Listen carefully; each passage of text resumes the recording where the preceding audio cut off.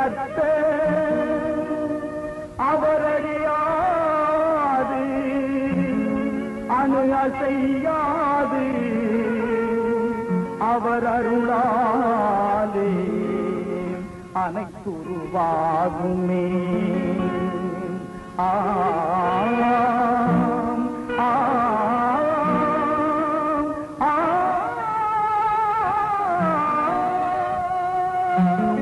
அவர் திருநாமதை அனுதினம் போற்றிடுவோம். துதிகன மகிமை எல்லாம் அந்த தூயவர்க்கே செலுத்திடுவோம். ஸ்தோத்திரம் ஸ்தோத்திரம் ஸ்தோத்திரம் ஸ்தோத்திரம். இதுவரையில சிடி கேசட்ல ஒரு 95 பிரசங்க வரையில பண்ணிருக்கிறேன். அதெல்லாம் என்ன பண்ணினேன்னு நோட் எடுத்து பார்த்த பொழுது அதுல ஒரு செய்தி கூட பெண்களுக்கான செய்தி நான் பேசினதாக பதிவாகவில்லை. அது எனக்கு ரொம்ப ஆச்சரியமா இருந்தது. நான் ஏன் அதை செய்யாமல் விட்டேன் என்ற எண்ணம் என்னுடைய உள்ளத்துல ஏற்பட்டது. நீங்கள் எங்க பாருங்க, கட்சி கூட்டமா இருக்கட்டும், அரசியல் கூட்டமா இருக்கட்டும், மார்க்க கூட்டமா இருக்கட்டும், நம்முடைய சபைகள் கூட்டமா இருக்கட்டும், அது இங்கே மாத்திரமல்ல உலகமெல்லாம் நீங்கள் போய் பார்த்தால் பெண்கள் தான் அதிகமா இருக்கிறார்கள். ஆகவே நான் பெண்களுக்கு எப்படி பேசாமல் இருந்தேன், அதை ஆண்டவர் எனக்கு மன்னிக்க வேண்டும். இந்த செய்தி இங்கே பேசும்பொழுது இங்கே மாத்திரமல்ல, இது பல்வேறு இடங்களில் கேசட் அனுப்பப்படுவதனால பலரும் கேட்பார்கள். பெண்கள் ஆசிரியக்கப்பட்டால் அது ஒரு குடும்பத்துக்கும் சபைக்கும் சமுதாயத்திற்கும் ஒரு பேராசீர்வாதமா இருக்கும். அந்த ரீதியில் ஆண்டவருடைய நடத்துதலின்படி தொடர்ந்துள்ள 3 கூட்டங்களில் பேச நான் விரும்புகிறேன். ஸ்திரீகளை பற்றின 3 தொடர் செய்திகள். அதுல இன்றைக்கு குணசாலியான ஸ்திரீ என்ற தலைப்பில் பேசுகிறேன். நாளைக்கு வேதபாட கூட்டத்தில் ஸ்திரீகளுடைய நற்குணங்கள் என்ற தலைப்பில் பேசுகிறேன். வருகிற ஞாயிற்றுக்கிழமை ஆண்டவருக்கு சித்தமான ஸ்திரீகளா இல்லையே என்ற தலைப்பில் பேசுகிறேன். அதனால சகோதரிகளாக இருக்கிறவர்கள், பெண்களாக இருக்கிறவர்கள் தவறாமல் இந்த கூட்டத்தில் கலந்து கொள்ள வேண்டும் என்று கேட்டுக்கொள்கிறேன். சரி, இன்றைக்கு நாம் சிந்திக்கக்கூடிய தலைப்பிற்கு வரலாம். நீதிமொழிகள் 31ஆம் அதிகாரம் 10ஆம் வசனத்தை வாசிக்கும் போது, குணசாலியான ஸ்திரியை கண்டுபிடிப்பவன் யார், அவருடைய விலை முத்துக்களை பார்க்கலும் உயர்ந்தது என்று எழுதப்பட்டிருக்கிறது.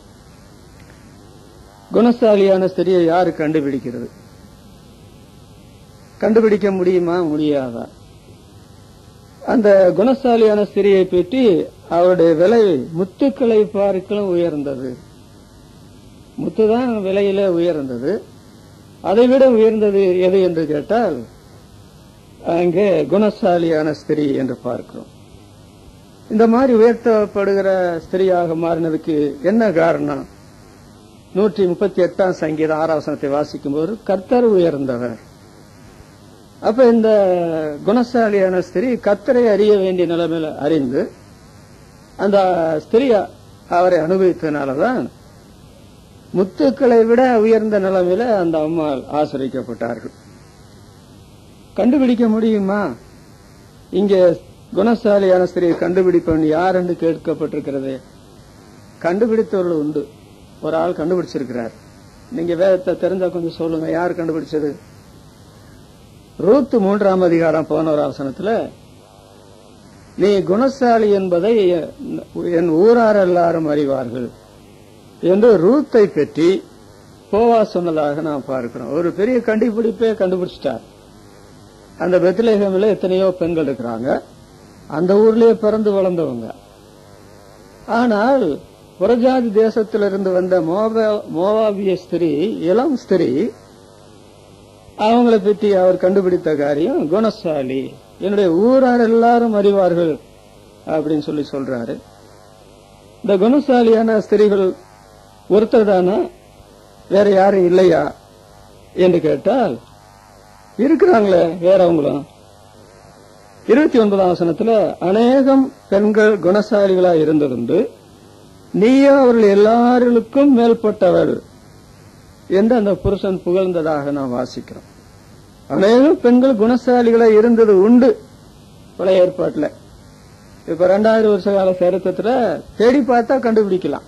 நம்ம தான் குண்டு சட்டிக்குள்ள குதிரை ஓட்டின மாதிரி இந்த வால்பாறை மலக்கு பிராந்தியத்திலே அட்டகடியிலையும் குளிரிலையும் மலையிலையும் கிடக்கிறோமே, நமக்கு ஒருவேளை தெரியாம இருக்கலாம். ஆனால் அநேக ஸ்திரீகள் இருந்தார்கள், இருக்கிறார்கள் என்பதுதான் வேதம் சொல்லக்கூடிய உண்மை. அருமையானவர்களே, இப்படி அநேக பெண்கள் உருவாகிறார்களே, இது எப்படி என்று கேட்டால் அதற்கு காரணம் மத்தேயு எழுதின சுவிசேஷம் 21ஆம் அதிகாரம் 4ஆம் வசனத்துல நம்முடைய ஆண்டவராக இயேசு கிறிஸ்துவை பற்றி சாந்த குணம் உள்ளவராய், அவர் குணத்திலே பேர் பெற்றவர், புகழ் பெற்றவர். நம்முடைய ஆண்டவராக இயேசு கிறிஸ்து அவருடைய குணத்திலே அவரை போல உலக சரித்திரத்துல பேர் பெற்றவர்களும் கிடையாது, புகழ் பெற்றவர்களும் கிடையாது. அது அவருக்கு தானே, நமக்கு இல்லையா அப்படின்னு கேட்டா, இந்த குணசாலிகளான ஸ்திரீகள் என்ன பண்றாங்க, அவரிடத்திலிருந்து இந்த குணத்தை பெற்றுக்கொண்டு அவங்க பேருள்ளவர்களாக புகழ் உள்ளவர்களாக மாறுகிறார்கள் தேவனுடைய திருச்சபையிலும் உலகத்திலும் என்று நாம் சொல்ல வேண்டியது. யார் இந்த குணசாலியான ஸ்திரியை கண்டுபிடிக்கிறவன் யார் என்று கேட்கப்பட்டிருக்கிறது. ஏன் வேத புஸ்தகத்தில் ஒரு குணசாலியான புருஷனை கண்டுபிடிப்பவன் யாருன்னு கேட்கல? நீங்கள் 1 தீமோத்தேயு 2ஆம் அதிகாரம் 14ஆம் வசனத்தில் வாசித்தால், ஸ்திரீயானவளே மீதிற்கு உட்பட்டு பாவம் செய்தாள், அப்புறம்தான் ஆதாம் பாவம் செய்தார்.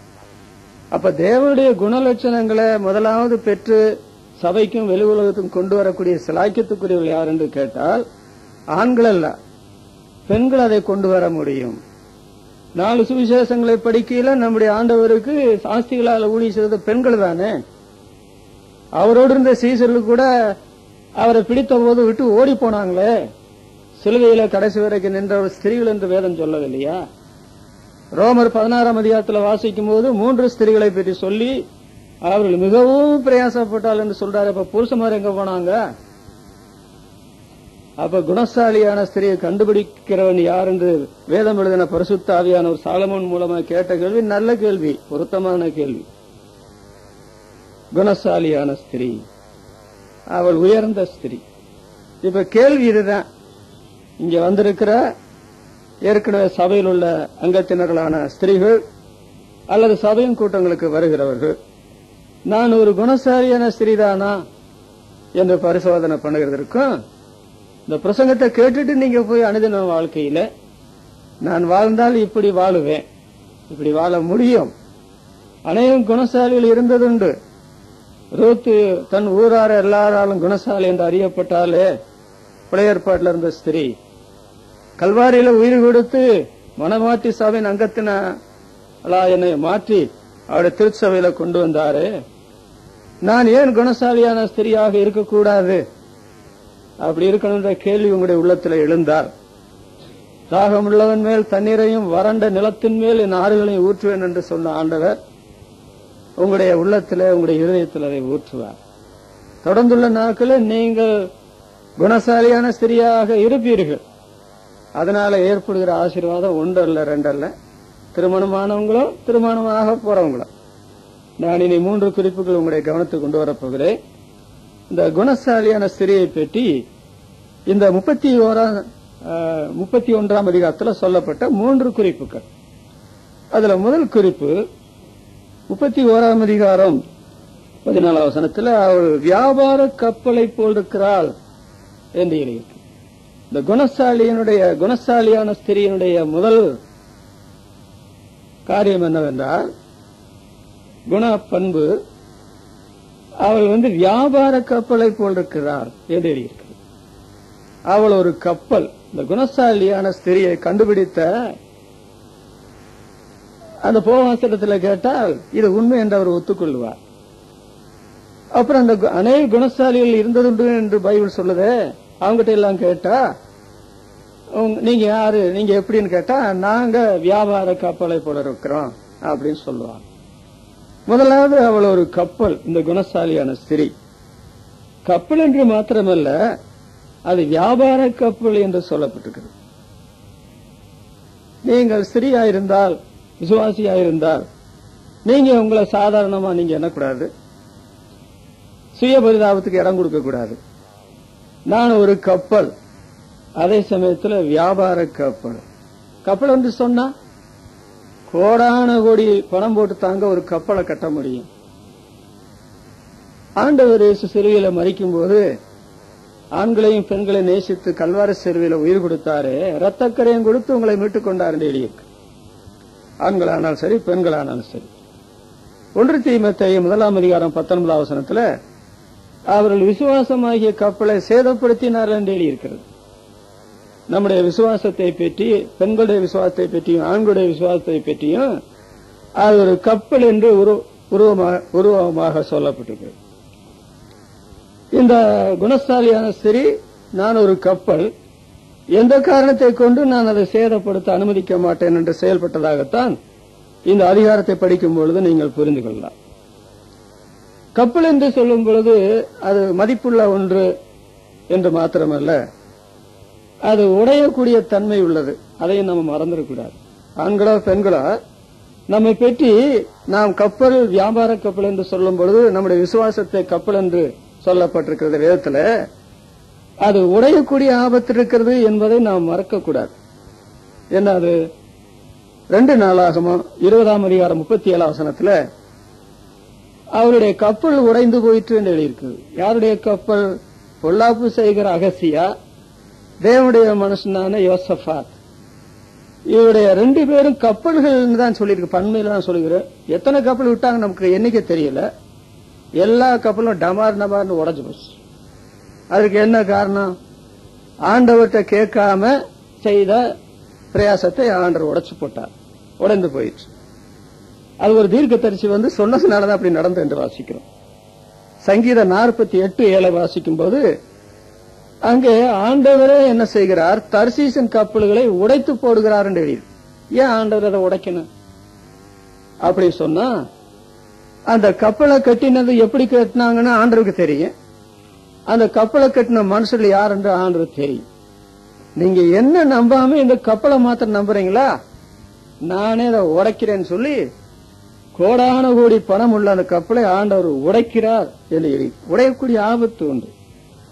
என்றாலும் இந்த சகோதரியை பொறுத்த மட்டும், யாரு இந்த குணசாலியான ஸ்திரியை பொறுத்த மட்டும் அது உடையக்கூடிய ஆபத்து இருக்கிறது என்பது உண்மைதான்.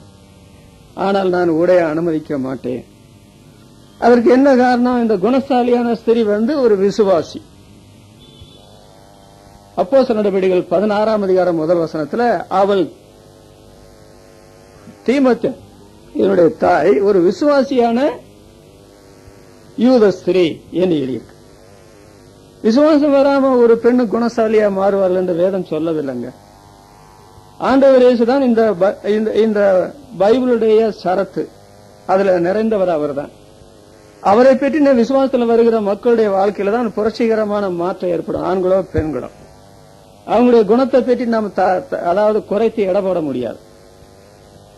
உடையக்கூடியதா இருந்தாலும் அந்த அம்மா கப்பலை போல, வியாபார கப்பலை போல அவங்க செயல்படுறாங்களே, அதற்கு என்ன காரணம் என்றால், எபிரேயர் 6 நான் வாசிக்கும் போது 9 அதாவது நம்பிக்கை என்ற காரியம் நங்கூரமா இருக்குது என்று பவுல் அப்போஸ்தலன் இங்கு எழுதுகிறார். இந்த குணசாலியான ஸ்திரீக்கு தான் ஒரு கப்பல், வியாபார கப்பல், என் தேவன் தான் என்னை வியாபார கப்பலாக உருவாக்கி வைத்திருக்கிறார். அதனால இது உடையாத இருக்கிறதற்கு அவரே எனக்கு நம்பிக்கையின் நங்கூரமாக மாற வேண்டும் என்று சொல்லி, அந்த குணசாலியா இருக்கிறதுனால தன்னுடைய கப்பலை பெட்டி அதை உடைஞ்சு போனா எவ்வளவு பெரிய நஷ்டம் ஏற்படும், அந்த கப்பலை அடக்கிக் கொள்கிறது நங்கூரம் அல்லவா என்று சொல்லி அந்த கப்பலை பெட்டின கவனத்தோடு அந்த அம்மா செயல்படுறாங்க. குணசாலியான ஸ்திரீ. கப்பலுடைய ஆசீர்வாதம் என்ன தெரியுமா? ஒருத்தருக்கு ஒரு கப்பல் இருக்குதுன்னு சொன்னா அதை நாம சாதாரணமா இடப்பட முடியாது. 1 ராஜாக்கள் 10:28 வாசிக்கும் போது 22 3 வருஷத்துக்கு ஒரு முறை சாலமோனுடைய கப்பலில் என்ன செய்யும் தெரியுமா? அது தர்சீசுக்கு போய் அங்க இருந்து பொருள் கொண்டு வருது. அடுத்த 3 வருஷத்துக்கு ஒரு பிரச்சனையும் கிடையாது. அந்த 3 வருஷத்துக்கு தேவையானது இந்த கப்பலுக்கு கொண்டு வருதுங்க. அப்படின்னா அந்த கப்பல்கள் எவ்வளவு பெரிய கப்பலா இருக்கணும், அந்த கப்பலை கட்டுறதுக்கு எத்தனை கோடான கோடி பணம் செலவு பண்ணிருக்கணும். அதுல வரத நீங்க பாத்தீங்கன்னா அந்த கப்பல்ல பொண்ணு வருகிறது, வெள்ளி வருகிறது, அப்புறம் அங்க யானை தந்தங்கள் வருகிறது, குரங்குகள் வருகிறது, மயில் வருகிறது. இதெல்லாம் தேசத்திற்கு அவசியமான பண்டங்கள், உயிரினங்கள். அது வந்தால்தான் நாட்டினுடைய பொருளாதாரம் சரியா இருக்கும். அதனால பொன், வெள்ளி, யானை தந்தங்கள், குரங்குகள், மயில்கள் இதெல்லாம் அந்த கப்பல் கொண்டு வரும்போது எல்லாரும் பாக்குறாங்க. பாத்தீங்களா இந்த சாலமோனுடைய கப்பல்கள் எப்ப வரும்னு பாத்துட்டு இருப்பாங்க. எல்லாம் அங்க வேலையாட்களை இறக்கி அந்த பொண்ணை கொண்டு போய் சேர்க்க வேண்டிய இடத்துல சேர்ப்பாங்க. அப்புறம் வெள்ளியை கொண்டு போய் சேர்க்கிற இடத்துல சேர்ப்பாங்க, யானை தத்தங்களை கொண்டு சேர்க்கிற இடத்துல சேர்ப்பாங்க, குரங்குகளை ஒரு பக்கம், மயில்களை ஒரு பக்கம். இந்த கப்பல் இல்லை என்றால் இந்த தேச நிலைமை என்ன ஆகும் பாத்தீங்களா? அப்போ குணசாலியான ஸ்திரியை கண்டுபிடிப்பவன் யார்? அவளுடைய விலை முத்துக்களை பார்க்க உயர்ந்தது. அந்த கப்பல் வெறும் கப்பலா அல்லது உடைஞ்சு போகக்கூடிய கப்பலா, ஒன்றுமே கொண்டு வராத கப்பலா இருந்தா அந்த கப்பலுக்காக பண்ண செலவு விரயம் தானே. அப்ப சௌகரியமா இருக்கிறவங்க, ஸ்திரீகளா இருக்கிறவங்க, நீங்க தனியா இருந்தாலும் சரி, ஒரு குடும்பம் ஆனாலும் சரி, இனிமே குடும்பம் ஆக போறதா இருந்தாலும் சரி, நான் ஒரு குணசாலியான ஸ்திரியாக செயல்படுவேன் என்று சொன்னால், நீங்க கப்பல், வியாபார கப்பல், அது ஆண்டவர் உங்களுக்கு விசுவாசத்தை தந்து நம்பிக்கையை நங்கூரமாக்கி மற்ற எத்தனையோ கப்பல் உடைந்து சுக்குநூறு ஆகும் பொழுது உலக கப்பல்கள், உலக மனுஷர்கள், உலக ஸ்திரீகள் உங்களை ஆண்டவர் கப்பலாக வைத்து அதை பாதுகாத்து அந்த கப்பல் நிறைய பொருள்கள் கொண்டு வந்து எல்லாரும் அனுபவிக்கக்கூடிய நிலைமையில், அந்த நிலைமையில் ஆசீர்வதிக்க ஆண்டவர் உங்களை பற்றி விரும்புகிறார். பொன்னும் பொருளும் அல்ல, அதை விட அதிகமாக எபேசியர் நிருபத்தில் வாசித்து பார்த்தீங்கன்னா உண்மையான ஐஸ்வர்யம் என்னது என்று நிறைய காரியங்கள் இங்க சொல்லப்பட்டிருக்கிறது. அதெல்லாம் நீங்கள் வைத்து, நீங்களும் அனுபவித்து, பெற்றார் அனுபவித்து, உடன் பிறந்தார் அனுபவித்து, உலக மக்கள் அனுபவித்து நாம் பரலோகத்துக்கு போறதற்காக ஆண்டவர் ஸ்திரீகளை கப்பலாக, வியாபார கப்பலாக வைத்திருக்கிறார். புருஷன்மார்களுக்கு ஒரு பெரிய சந்தோஷம் என்ன தெரியுமா? எனக்கு ஒரு மனைவி கிடைத்தால் சொன்னா என்ன அர்த்தம்? உங்களுக்கு ஒரு கப்பல் கிடைச்சிருக்குது, அதுல வியாபார கப்பல் கிடைத்திருக்கிறது அப்படி சொல்லி நான் பார்க்கிறோம். விசுவாசிகளான தேவ ஜனங்கள், பெண்களா இருக்கிறவங்க, அவங்க தொழில் செய்யலாமா, வியாபாரம் செய்யலாமா அப்படின்னு கேட்டா, பழைய ஏற்பாடுலயும் பெண்களா இருந்தவங்க, புதிய ஏற்பாடுலும் பெண்களா இருந்தவங்க, ஸ்திரீகளா இருந்தவங்க வியாபாரம் செய்திருக்கிறாங்க, தொழில் செய்திருக்கிறாங்க. லீதியால் என்ற ஸ்திரியை பற்றி நான் வாசிக்கிறோமே, அவள் விசுவாசி ஆனால் அதுக்கு பின்னால் இந்த வியாபாரம் என்ன செய்ய மாட்டேன், இன்னையோட வியாபாரத்துக்கு ஒரு முழுக்கு அப்படின்னு அந்த அம்மா செய்ததாக பைபிள்ல கிடையாது. ரத்தாம்பரம் விற்கிறவளும் அப்படின்னு சொல்லி, விலையேறப்பட்ட வஸ்திரம் ரத்தாம்பரத்தை விற்கிறார். அதோடு பவுலப்போஸ்தலன் தனிமையா கூடார வேலை செய்து கஷ்டப்பட்டு ஊழியம் செய்ய முடியாம, இந்த கூடாரத்திலும் செய்ய முடியாம கஷ்டப்பட்ட காலத்துல அவனுக்கு பேருதவியா இருக்கும்படி ஆக்கில்லா பிரிஸ்கில்லா 2 பேரும் அவர்களும் அந்த கூடார தொழிலாளிகளா இருந்ததுனால இவனோடு கூட சேர்ந்து கூடார தொழில் பண்ணி தாங்களும் உபயோகித்து மற்றவங்களுக்கும் உபயோகத்துக்கு காரணமானாங்களே. இப்ப வியாபாரம் தவறல்ல, தொழில் தவறல்ல.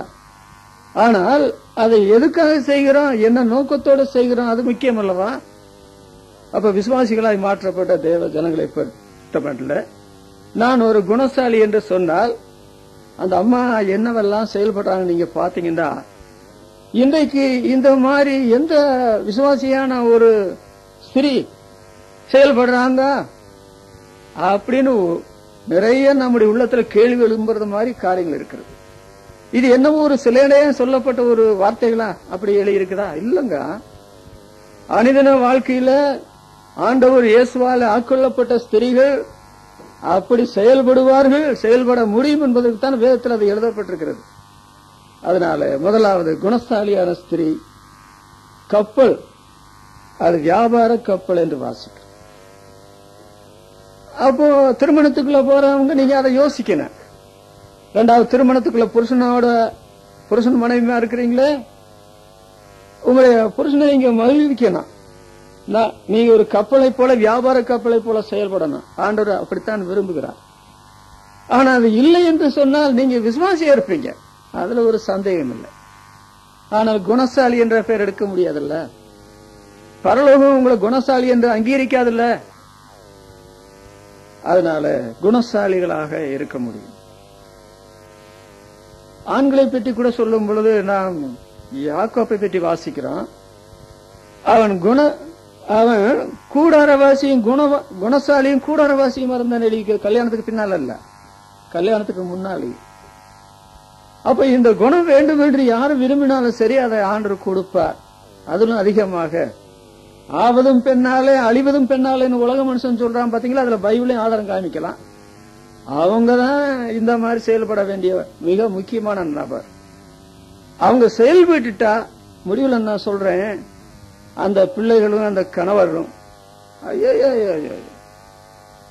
என்னுடைய மனைவியை பாத்தீங்களா, எங்களுடைய அம்மாவை பாத்தீங்களா, இந்த பெண்ணு தான் குணசாலியான ஸ்திரீ. அந்த பிள்ளைகளை சொல்றாங்க எங்க அம்மா தான் குணசாலியான ஸ்திரீ. இப்படி பேர் வாங்கினா ஒருவரு கூட ரட்சிக்கப்படாம இருக்க மாட்டாங்க. உங்க குடும்பத்துல ஒரேதான் சொல்லிருக்கேன், ஒருத்தர் கூட ரட்சிக்கப்படாம இருக்க மாட்டாங்க. நீங்க மரிக்கிறதுக்கு முந்தி எல்லாருமே உள்ள வந்துருவாங்க. நோவாவின் குடும்பத்தார் எல்லாரும் உள்ள வந்தது மாதிரி, அதுபோல யோபுடைய குடும்பம் எல்லாரும் உள்ள வந்தது மாதிரி, ஏசாயா தீர்க்கதரிசியினுடைய குடும்பம் எல்லாரும் உள்ள வந்தது மாதிரி, பிலிப்பு பிரசங்கியாருடைய பிள்ளைகளும் அவருடைய மனைவியார் எல்லாம் உள்ள வந்தது மாதிரி எல்லாரும் உள்ள வந்துருவாங்க. நீங்க ஏன் இந்த இதுக்குள்ள வரல? நான் ஒரு கப்பல், வியாபார கப்பல் என்று ஏன் நீங்க செயல்படல? செயல்பட்டாதான் குணசாலியான ஸ்திரீ. இரண்டாவது, இந்த குணசாலியான ஸ்திரீ தன்மை நீதிமொழிகள் 31ஆம் அதிகாரம் 15ஆம் வசனத்தில் என்ன வாசிக்கிறோம்? இருட்டோட எழுந்து தன் வீட்டாருக்கு ஆகாரம் கொடுத்து தன் வேலைக்காரிகளுக்கு படி அளக்கிறாள். இந்த அம்மா படி அளக்கிறாங்க. அப்புறம் நம்ம என்ன வாசிக்கிறோம்? 20ஆம் வசனத்துல சிறுமியானவர்களுக்கு தன் கைகளை திறந்து ஏழைகளுக்கு தன் கையை நீட்டுகிறாள். இந்த அம்மா தன்னுடைய வாழ்க்கையில 2 காரியங்கள் நிதவும் செய்யறாங்க. ஒன்று, எஜமாட்டியாய் இருந்து படி அளக்கிறாங்க. இரண்டாவது, அந்த வீட்டை தேடி வருகிற ஏழை எளிய ஜனங்கள், சிறுமியானவர்கள் இருக்கிறாங்களே, அவங்களுக்கு கையை திறந்து ஏழைகளுக்கு தன் கரங்களை நீட்டுகிறாள் அப்படின்னு சொல்லி இந்த அம்மாவை பற்றி சொல்லி.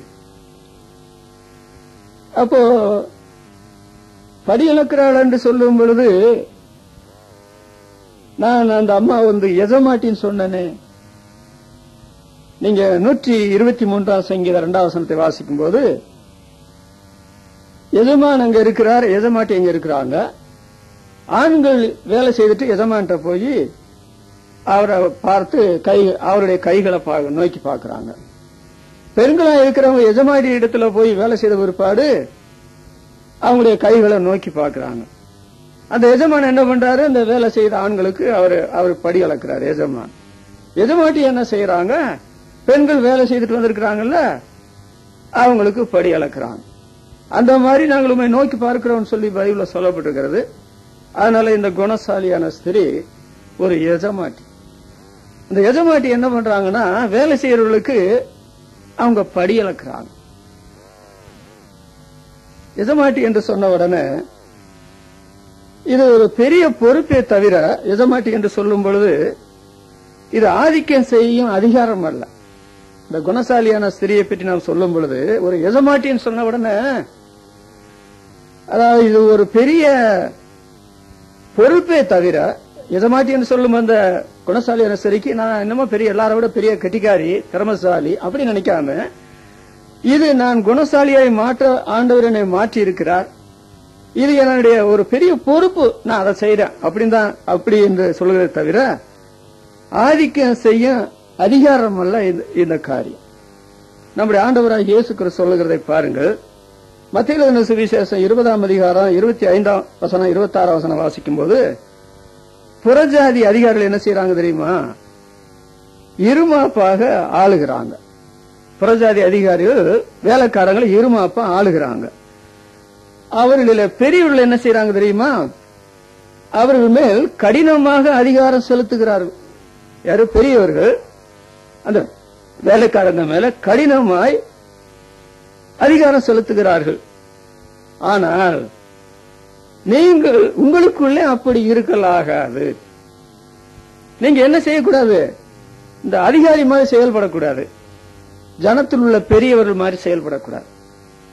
இது இந்த குணசாலியான ஸ்திரீக்கு அது நல்லா தெரியும். நான் அதிகாரி மாதிரி என்ன செய்ய மாட்டேன், ஆளுகை செய்ய மாட்டேன். பெரியவர்கள் போல நான் கடினமா வந்து அதிகாரம் செலுத்த மாட்டேன். நான் பெண்ணு ஒரு பலவீன பாண்டம். ஆனா இந்த வேலை செய்யறவங்களுக்கு யாரு கூலி கொடுக்கிறது? அதனால நான் அவளுக்கு படி அளப்பேன் என்று அந்த நிலைமையில அதிகார மமதையோடு அல்ல, தனக்குள்ள பொறுப்பை நான் நிறைவேற்றுவேன் என்ற கடமை உணர்வோடு அந்த அம்மா செயல்படுறாங்க. நம்ம என்ன வாசிக்கிறோம் பாத்தீங்களா? 1 தீமோத்தேயு 2ஆம் அதிகாரம் 12ஆம் வசனத்துல புருஷன் மேல் அதிகாரம் செலுத்த ஸ்திரீகளுக்கு நான் உத்தரவு கொடுக்கிறது இல்லைன்னு சொல்றார். பவுல் மாம்சீகமா சொல்றாரு நீங்க நினைக்கிறீங்களா?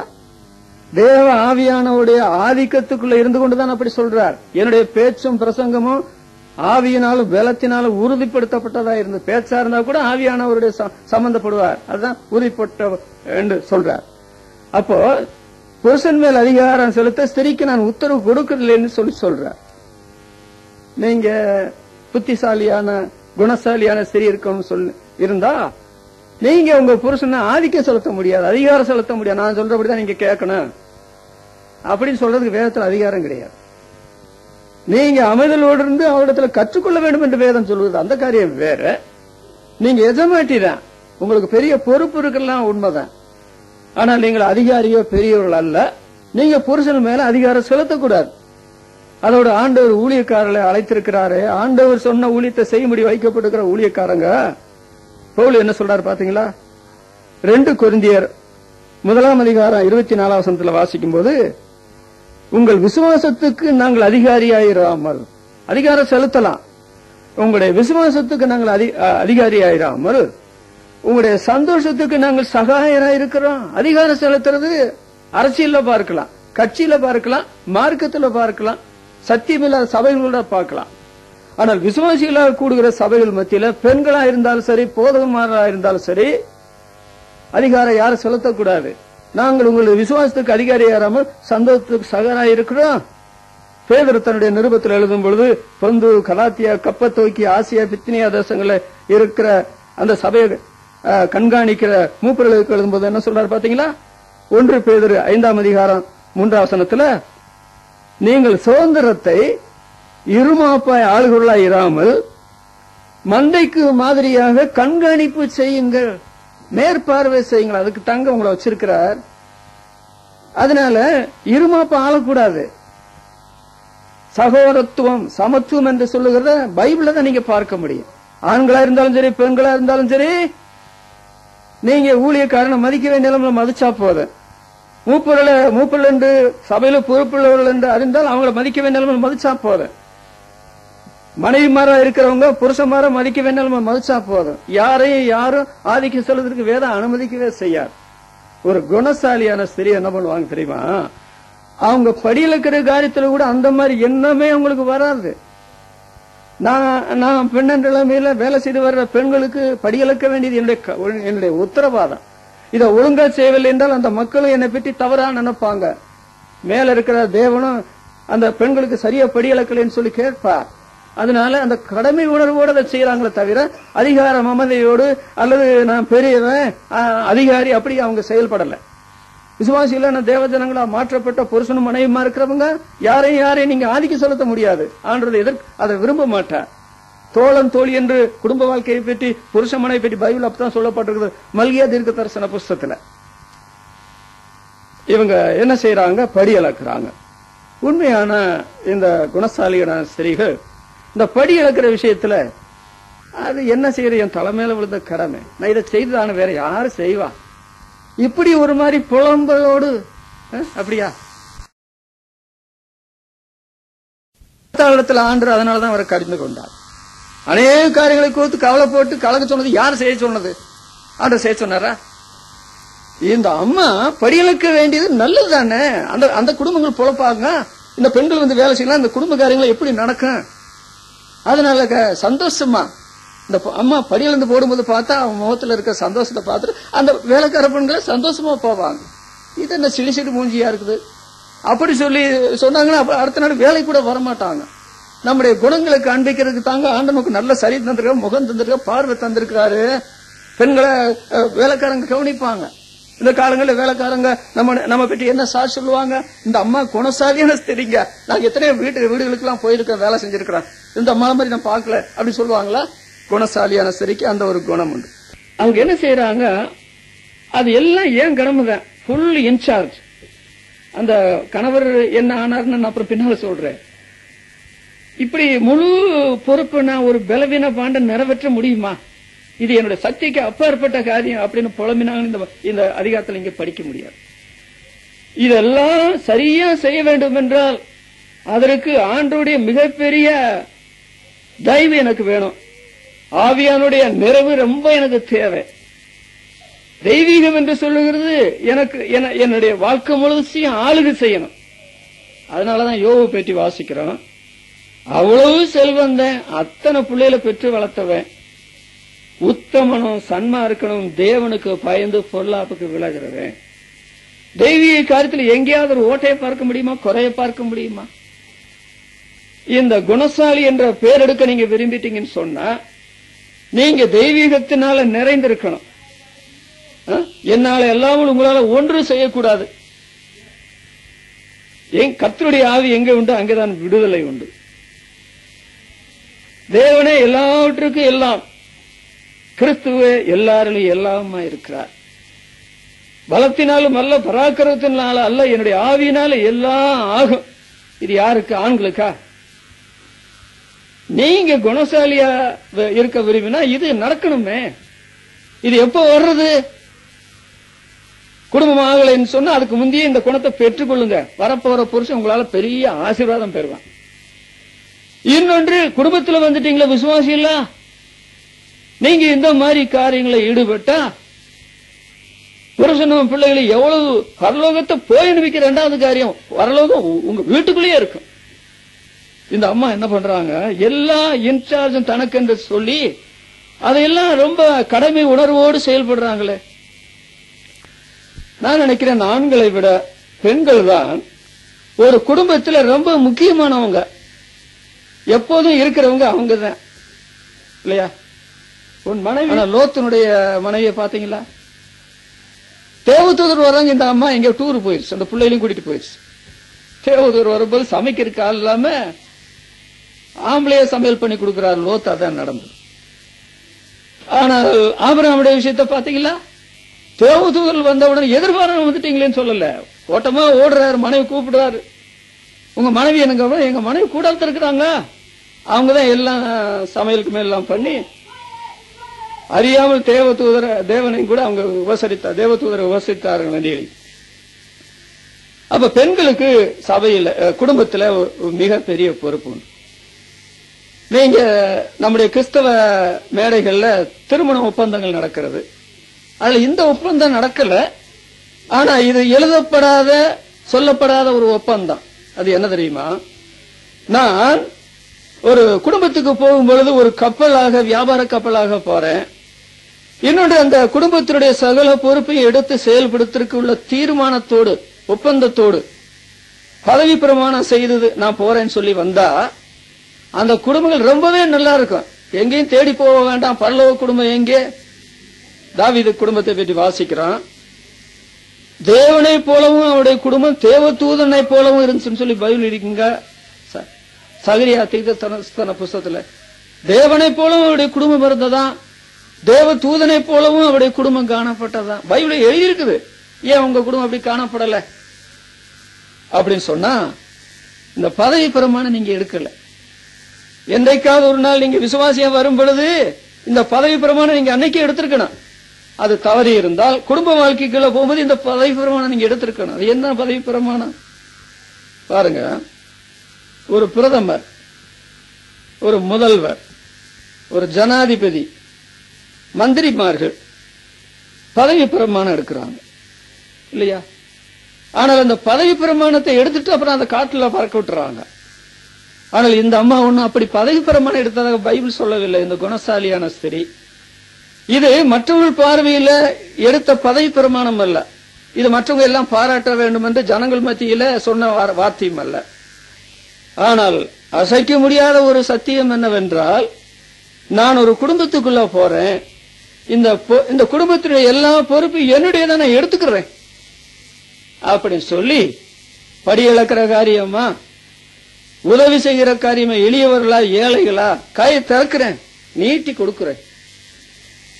இன்றைக்கு விசுவாசிகள் எப்படி இருக்கிறோம்?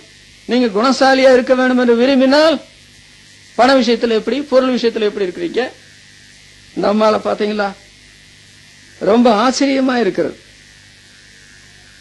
இந்த அம்மா இப்படிப்பட்ட நிலைமையில பேர் வாங்கினாங்க, குணசாலியான ஸ்திரீ என்று பேர் வாங்கினாங்க. அது மாத்திரமல்ல, அந்த புருஷனை பற்றி என்ன வாசிக்கிறோம் பாத்தீங்களா? 23 வசனத்துல, அவள் புருஷன் தேசத்து மூப்பொருளோட நியாயஸ்தலங்களில் உட்கார்ந்திருக்கையில் பேர் பெற்றவனாய் இருக்கிறான். இந்த புருஷன் பேர் பெறுவதற்கு யாரு காரணம்? நீங்க என்ன குடும்பத்தினுடைய வரவு செலவெல்லாம் ஒண்ணும் தெரியாம இங்க வீட்டுல 1000 காரியங்கள் இருக்குது, அதெல்லாம் அப்படியே போட்டு நீங்க போய் நியாயஸ்தலத்துல உட்கார்ந்துக்கிட்டு பஞ்சாயம் பேசிட்டு இருக்கிறீங்களா? உங்களுக்கு ஏதாவது இருக்குதா?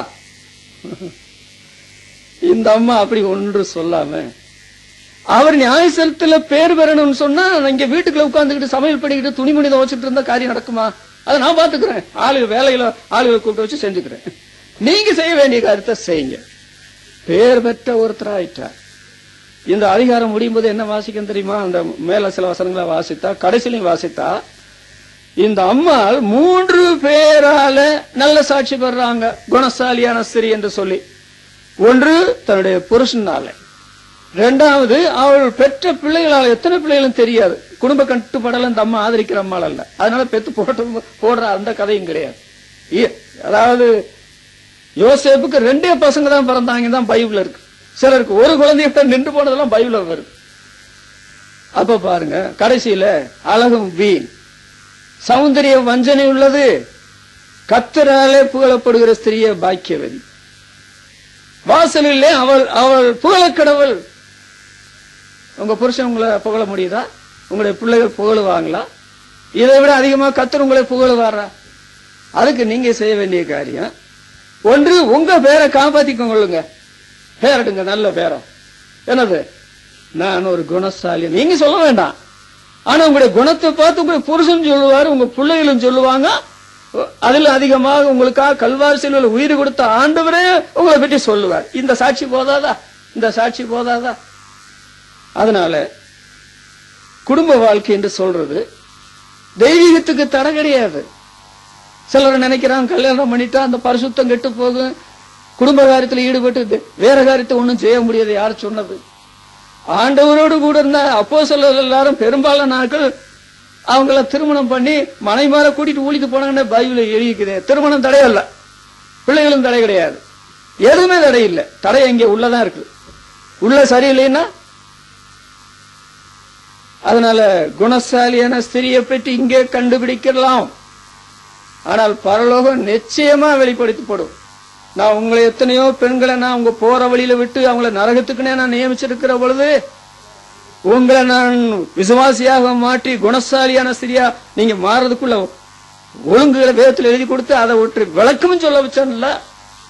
ஏன் இப்படி நீங்க குணசாலியான ஸ்திரியா இல்லாம குணங்கட்ட ஸ்திரியா பரலோகத்துக்கு வந்துட்டீங்கன்னு சொல்லி ஆண்டவர் சொன்ன, அதை போட அவமானம் என்ன இருக்க முடியும்? 2வது, உங்களுடைய புருஷன் உங்களால வேதனைப்பட்டா அந்த வேதனை உங்களை விடுமா? உங்களுடைய பிள்ளைகள் உங்களுடைய அதாவது குணசாலி என்ற நிலைமை இல்லாத நிலைமையில அவங்க இருந்தா அந்த பிள்ளைகள் உங்களை வாழ்த்துவாங்களா? நமக்கு நம்முடைய புருஷனை வாழ்த்தணும், நம்முடைய பிள்ளைகள் வாழ்த்தணும், எல்லாவற்றையும் விட மேல கர்த்தர் வாழ்த்தணும். சும்மா வாழ்த்திடுவாரா ரட்சிக்கப்பட்ட உடனே? பரலோகம் சந்தோஷப்படும் மனம் திரும்புகிற ஒரு பாவை நிமித்தம். ஆனால் ஏன் ஆண்டு உலக வாழ்க்கையில் குடும்பத்தை தந்தார், பிள்ளைகளை தந்தார், புருஷனை தந்தார் அப்படின்னு கேட்டா குணசாலியான ஸ்திரியாக இருங்கள்.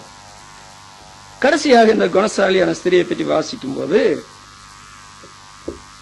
பாருங்கள், தன் வியாபாரம் 18ஆம் வசனத்துல தன் வியாபாரம் பிரயோஜனம் உள்ளது என்று அறிந்திருக்கிறாள். இரவிலே அவள் விளக்கு அணையாதிருக்கும். இவள் ஒரு விளக்கு, அதே சமயத்தில் அணையா விளக்கு. இவள் ஒரு கப்பல், அதே சமயத்தில் அவள் வியாபார கப்பல். இந்த குணசாலியான ஸ்திரீ ஒரு என்ன சொல்றது, ஒரு எஜமாட்டி, அதே சமயத்தில் வேலைக்காரிகளுக்கு படியளக்கிற குடும்பஸ்திரி. அந்த அம்மா எல்லா வேலையும் வர்றவங்க செய்யுங்க, நான் சும்மா உட்கார்ந்துட்டு கட்டில போட்டு அப்படி இல்லை.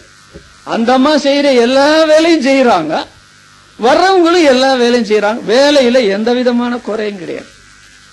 குணசாலிகளை அப்படித்தான் நாம கண்டுபிடிக்க முடியும். வேலைக்காரியமா இருக்கிறாங்க அவங்க, அதே சமயத்தில் வீட்டுக்காரியமா இருக்கிறாங்க, அதே சமயத்தில் எஜமாட்டியமா இருக்கிறாங்க. ஆல்ரவுண்ட் மாஸ்டர் மாதிரி, சகலகலா வல்லவி. என்னது? எஜமாட்டி. நான் வீட்டுக்காரி, அதே சமயத்தில் வேலைக்காரி. பெண்களை நம்ம சாதாரண நினைக்கப்படாது. பெண்கள் மாத்திரம் ஆண்டவருக்கு தங்களுடைய வாழ்க்கையை சமர்ப்பிச்சுட்டா ஆண்களே வெக்கப்படுகிற அளவுக்கு காரியங்களை செஞ்சு போடுவாங்க. அப்புறம் நம்ம தலை குனிய வேண்டியிருக்கும். அவங்க பலவீன பாண்டம் தான், ஆனால் ஆண்டவர் அவர்களை பலப்படுத்த, சக்திப்படுத்த, அவரிடத்துல எல்லா குணங்களையும் நம்மளிடத்துல காணப்படாத காரியத்தை கூட ஆண்டவர் அவங்க இடத்துல காணப்படுவார். அதனாலதான் குணசாலியான ஸ்திரியை கண்டுபிடிப்பவனியா கண்டுபிடிச்சிட்டாருல போவாஸ் ரூத்த.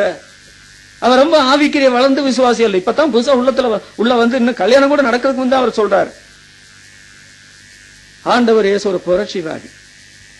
அவர் யாரை ஆட்கொள்கிறாரோ அவருடைய வாழ்க்கையில ஒரு பெரிய விதமான குணஸ்வாவங்கள் மாறுங்க. ஆண்களோ பெண்களோ குணஸ்வாவத்தை மாற்றி போடுவார். மூன்றாவது இங்க என்ன வாசிக்கிறான்? அவள் ஒரு விளக்கு, அதே சமயத்தில் அணையா விளக்கு. சரிகளா இருக்கிறவர்களே, உங்களை நான் ரொம்ப அன்பா கேட்டுக்கொள்ள, நீங்க சாதாரண நினைக்காதீங்க. நீங்க தான் கப்பல், வியாபார கப்பல். நீங்க தான் எஜமாட்டி, வீட்டுக்காரி, வேலைக்காரி. எல்லா பொறுப்பையும் உங்களுக்கு ஆண்டவர் கொடுத்திருக்கிற. சந்தோஷமா செய்யுங்க. அதற்குள்ள பலம் இங்கேயும் பெறுவீங்க, அங்கேயும் பெறுவீங்க. ஒருவேளை ஆண்கள் அந்த மாதிரி காரியமா செய்ய திறமை இல்லாம இருக்கலாம், வசதி வாய்ப்பு இல்லாம இருக்கலாம், அவங்க வேற காரியத்துல ஈடுபடுவாங்க. அது ஒரு காரியம். ஆனா இந்த காரியத்தை யாரு செய்யறது? இது நீங்க தான் செய்ய முடியும். ஆண்டு உங்களை நம்பித்தான் உங்களுக்கு குடும்பத்தை கொடுத்தா அதை நீங்க செய்யுங்க. மூன்றாவது, இவள் ஒரு விளக்கு, அணையாத விளக்கு. இந்த விளக்கினுடைய ஆசீர்வாதம் என்ன என்று கேட்டால், ஆண்டவர் இயேசு சொல்லுகிறார் மத்தேயு சுவிசேஷத்துல 5ஆம் அதிகாரம் 10ஆம் வசனத்துல, அது வீட்டில் உள்ள யாவருக்கும் வெளிச்சம் கொடுக்கும். இதுக்கு தாங்க அந்த விளக்கு அவசியம். ஒரு வீட்டுல விளக்கு இல்ல, எல்லாம் இருட்டுல தடவி திரிவாங்க. ஆனா விளக்கு இருக்குன்னு சொன்னா எல்லா வீட்டுல உள்ள எல்லாருக்கும் வெளிச்சமா இருக்கும். படிக்கிறவங்க படிப்பாங்க, சமையல் பண்றவங்க சமையல் பண்ணுவாங்க, கூட்டுறவங்க கூட்டுவாங்க. வெளிச்சமே இல்லைன்னா அப்போ ஒரு ஸ்திரீயை பற்றி பைபிள் சொல்லுவது, குணசாலியான ஸ்திரீ எல்லாருக்கும், வீட்டுல உள்ள எல்லாருக்கும் வெளிச்சம் கொடுக்கிற ஒரு விளக்கு. யோவான் 5ஆம் அதிகாரம் 35ஆம் வசனத்துல, அவன் எரிந்து பிரகாசிக்கிற விளக்காயிருந்தான். யார்? யோவான் சாணகர். தாய் தகப்பன்மாருக்கு கடைசியில பிறந்த ஒரே பையன், இளைஞன், துடிப்புள்ள சரீரத்தில் உள்ள, உருட்டு கட்ட மாதிரி சரீரம் உள்ளவன், நல்லா சாப்பிட்டு இருப்பான், ஆட்ட சாட்டமா இருந்திருப்பான். எரிந்து பிரகாசிக்கிற விளக்காயிருந்தான். அப்போ குணசாலியான ஸ்திரீ சாதாரண விளக்கு அல்ல, எரிந்து பிரகாசிக்கிற அந்த விளக்கு. 2 சாமுவேல் 21ஆம் அதிகாரம் 17ஆம் வசனத்துல வாசித்தீங்கன்னா, இஸ்ரவேலின் விளக்கு என்று தாவீது ராஜாவை பற்றி சொல்றாங்க. கடற்கரை மணலத்தினை போல பூமியின், அதாவது கடற்கரை மணலத்தை போல வானத்தில் உள்ள நட்சத்திரத்தை போல பெரிய விளக்கு, எல்லாருக்கும் வெளிச்சம் கொடுக்கக்கூடிய விளக்காக தாவீது அங்கே சொல்லப்படுகிறார். ஆனால் தாவீது என்ன சொல்றாரு பாத்தீங்களா? 2 சாமுவேல் 22ஆம் அதிகாரம் 29ஆம் வசனத்துல, கர்த்தர் என் விளக்காய் இருக்கிறார். எனக்கு சுயமாக விளக்கு கிடையாது, வெளிச்சம் கிடையாது. கர்த்தரே என்னுடைய விளக்காக மாறினார். இது அங்க இந்த குணசாலியான ஸ்திரியை பொறுத்த மட்டும் உண்மை. அவள் விளக்கு, அவள் அணையாத விளக்கு என்று சொன்னால் ஆண்டவரை எஜமானாக ஏற்றுக்கொண்டிருக்கிறாங்க அந்த அம்மா. நாம் யோவான் 1 அதிகாரம் 11 வசனத்துல வாசிக்கிறோம். 12 வசனத்துல தமக்கு சொந்தமானதுல வந்தார், சொந்தமானவர்கள் அவரை ஏற்றுக்கொள்ளவில்லை. அவருடைய நாமத்தின் மேல் விசுவாசம் உள்ளவர்கள் அவரை ஏற்றுக்கொண்டு எத்தனை பேர்களும் அத்தனை பேரும் தேவனுடைய பிள்ளைகள். இந்த அம்மா, இந்த குணசாலியான ஸ்திரீ ஆண்டவரை உள்ளத்துல ஏற்றுக்கொண்டாங்க. அவங்கள்ட்ட ஆண்டவர் விளக்கா மாறினார். வீட்டுல உள்ள எல்லாரும் அந்த வெளிச்சத்துல சில காலமாவது கழிவுற மனதா இருந்தார்கள். அப்படி அந்த யோவான் ஸ்நானனை பற்றி சொல்லப்பட்டிருக்கு. வெளிப்படுத்தின விசேஷம் 1 அதிகாரம் 20 வசனத்தையும் வெளிப்படுத்தின விசேஷம் 2 அதிகாரம் 1 வசனத்தை வாசிக்கும் போது அந்த 7 பொன்குத்து விளக்கு என்று சொல்றது 7 சபை பொந்து, அதாவது அங்கே சொல்லப்பட்ட 7 சபைகள், ஆசியாவில் இருக்கிற 7 சபைகள். 2 அதிகாரம் 1 வசனத்தில் சொல்லப்பட்டிருக்கு அந்த பொன்குத்து விளக்கின் மத்தியில உலாவுகிறவர் சொல்லுகிறதாவது சபையை ஆண்டவர் பொன் குத்து விளக்குன்னு சொல்றாரு. சாதாரண குத்து விளக்கு அல்ல, வெள்ளி குத்து விளக்கு அல்ல, பித்தளை அல்ல, இரும்பல்ல, அது பொன் குத்து விளக்கு. விசுவாசிகளாக மாற்றப்பட்ட ஸ்திரீகள் யார் தெரியுமா? அவங்க பொன் குத்து விளக்கு. ஆண்டவர் அந்த பொன் குத்து விளக்கு மத்தியில உலாவுகிறார்.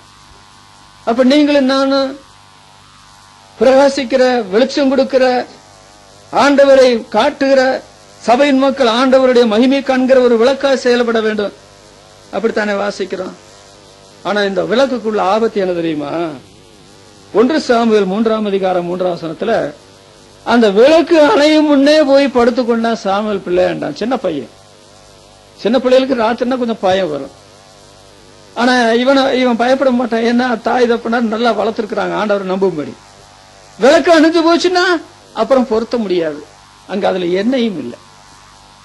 தாவீது ராஜாவை பற்றி இஸ்ரவேல் ஜனங்கள் சொல்றாங்க, நீர் இஸ்ரவேலின் விளக்குன்னு சொன்னா அணைஞ்சு போனா என்ன ஆச்சு? ஐயோ, அது எப்படி தாங்கிறது? ஒரு வீட்டுல ஒரு விளக்கா இருந்தா, ஒரு அம்மா இறந்து போயிட்டா அதை எப்படி தாங்கிறது? விளக்கா இருக்கிற ஒரு ஐயா இறந்து போனா அதை எப்படி தாங்கிறது? யார் வெளிச்சம் கொடுக்கிறது? அநேகரை நீதிக்குட்பட்டவர்கள், நீதிக்கு உட்படுத்துகிற ஆதாய மண்டலத்தில் சுடர்களை போல பிரகாசிப்பார்னு சொல்லிட்டு இங்க பிரகாசம் தானே அங்க மேல போகுது. இதை அணைகிறதுக்கு நாம் அனுமதிக்க கூடாது, முடியாது. அப்போ பெண்களா இருக்கிறவங்களுக்கா ஸ்தோத்திரம், ஆண்களா இருக்கிறவங்களுக்கா ஸ்தோத்திரம். ஆண்டவரே, அவர்கள் எரிந்து பிரகாசிக்க வேணாம், வீட்டாருக்கு வெளிச்சம் கொடுக்க வேணும், சபையாருக்கு வெளிச்சம் கொடுக்கணும், ஆண்டவருடைய மகிமையை வருகிற ஜனங்களுக்கு காண வேணும்.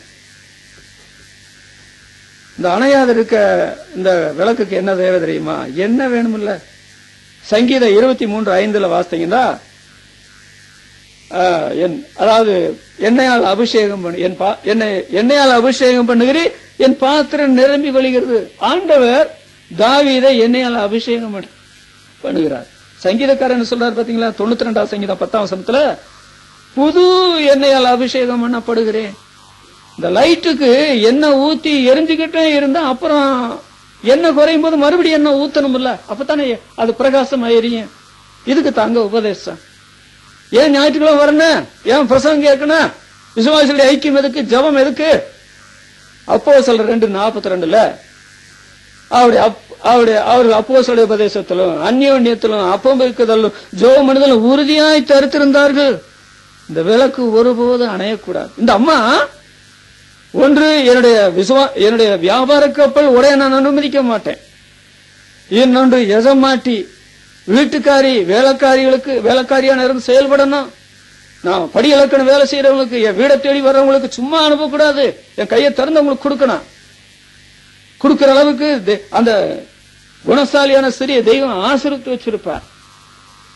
சில வேளைகள்ல நாம் குணசாலிகளாக மாறாதனாலதான் தரத்திரம் நம்மளை விட மாட்டேங்குதா? கடன் வாங்கி தர்றோமா, அது இல்லை இது இல்லை, என்னை யாரும் கவனிக்கலன்னு சொல்லி முறையிடுறோமா? இந்த ஸ்திரீ இடத்துல அந்த வாடையே கிடையாது. எந்த ஸ்திரீ இடத்துல, குணசாலியான ஸ்திரீ இடத்துல அந்த வாடையே கிடையாது. தெய்வம் எவனுக்கு கடனாளி அல்ல. நீ முதலாவது தேவனுடைய தேடு, நான் எல்லாம் கொடுப்பேன்னு மாத்திரமல்ல கூட கொடுப்பேன்னு சொல்லியிருக்கிறார். அப்புறம் இந்த விளக்கு அணையக்கூடாது. அங்க என்ன வாசிக்கிறோம் பாத்தீங்களா? 18 வசனத்துல இரவிலே அவள் விளக்கு அணையாது இருக்கும் அப்படின்னு சொன்னா என்ன அர்த்தம்? இரவிலே அவள் விளக்கு அணையாது இருக்கும்னு சொன்னா, இரவு என்பது வேத புஸ்தகத்துல துன்பம், துயரம், பாடு இவைகளை குறிக்கும். நீங்க குணசாலியா மாறிட்டீங்கன்னு சொன்னா அப்புறம் ஒன்னும் பிரச்சனை இல்லை அப்படின்னு யார் சொன்னது? நீங்க பைபிள படிச்சு பாருங்க. யோபு 5ஆம் அதிகாரம் 7ஆம் வசனத்தையும் 14ஆம் அதிகாரம் 1 வசனத்தை வாசிக்கும் போது இது யாரும் தப்ப முடியாது. என்ன தெரியுமா? சிறீடத்தில் பிறந்தவன் வாழ்நாள் குறுகினவனும் சஞ்சலம் நிறைந்தவனுமா இருக்கிறான். அவன் வருத்தம் அனுபவிக்க பிறந்திருக்கிறான். பிறப்பே சரியில்லை. இது யாருக்கும் கூட உண்மை. குணசாலியான ஸ்திரீக்கும் கூட உண்மை. மனுஷன் வருத்தம் அனுபவிக்க பிறந்திருக்கிறான். சிறிடத்தில் பிறந்தவன் வாழ்நாள் குறுகினவனும். நீங்க நினைச்சா கூட நம்மளால வாழ முடியாது. யார் அப்படி நினைச்சிடாதீங்க. சஞ்சலம் நிறைந்தவனுமா இருக்கு. இன்னைக்கு சஞ்சலம் நினைக்கிற இல்லை, நீங்க நினைச்சுக்க ஒரு நாள் சஞ்சத்தினால நீங்க தவிக்கப்படுவீங்க. இந்த ஸ்திரிக்கும் அது விஷயம்தான். நீதிமானுக்கும் அநீதிமானுக்கும் பலியிடுகிறவனுக்கும் பாவிகளுக்கும் ஒரே விதமாக சம்பவிக்கும். 1 கொரிந்தியர்ல வாசிக்கிறோம், மனுஷனுக்கு நேரிடுற சோதனை உங்களுக்கு வருது.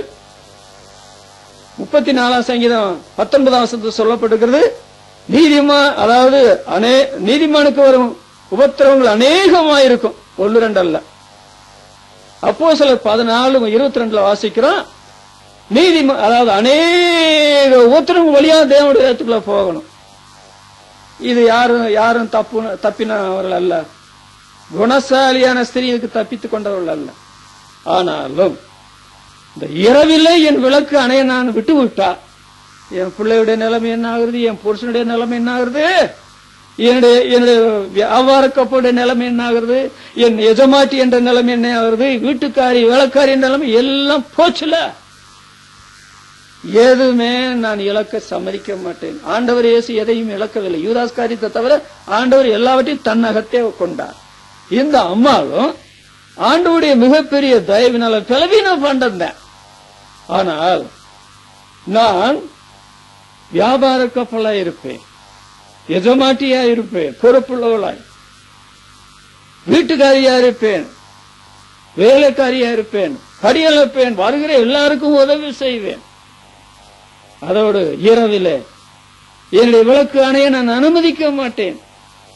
பெண்களும் நீங்க எபிரேயர் 11ஆம் அதிகாரத்தை படிச்சு பாத்தீங்கன்னா வீராங்கனைகள் இருந்திருக்கிறாங்க. வீரர்களும் இருந்திருக்கிறாங்க, வீராங்கனைகளும் இருந்திருக்கலாம்.